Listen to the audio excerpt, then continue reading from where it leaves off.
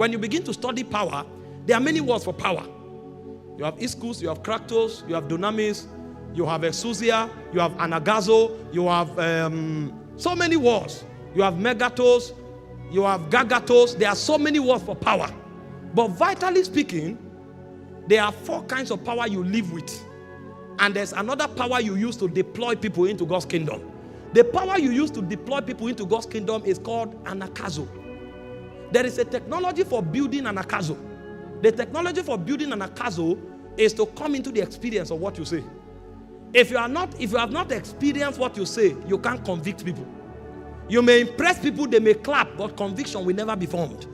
This is why God carries us into realms in the spirit. So when we come out, we become custodians of the things we talk about. He said the things that we were from the beginning, which we heard, which we looked upon, and our hands handled of the word of life. He said that is what we've come to commit to you. He said for our fellowship is with the Father. So they have heard it and they have handled it. Now that they've handled it, they have the power to bring others into it.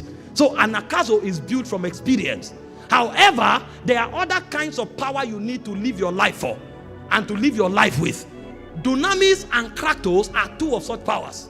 Dunamis is a potential power that was credited into your spirit when you received the Holy Ghost. In Acts chapter 1 verse 8, it said, not many days from now, you shall receive the Holy Ghost and power, and you shall be witnesses unto me. The word power there is the word dunamis, but there is a way dunamis works. Dunamis has to become a dynamic power.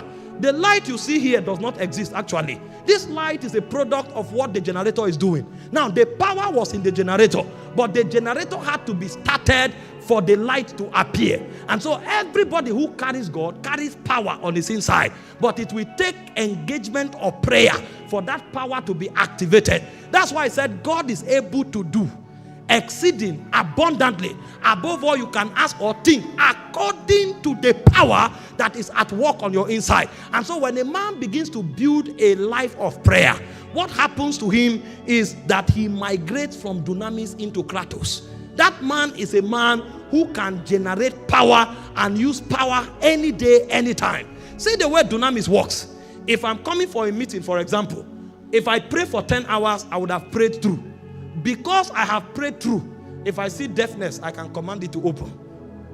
Because I have prayed through, if I'm talking, people will fall down. What have I done? I have engaged dunamis temporarily. And so there is a prevailing prayer where you pray through and mobilize dunamis. But if you want dunamis to become a natural operation in your life, you must pray consistently.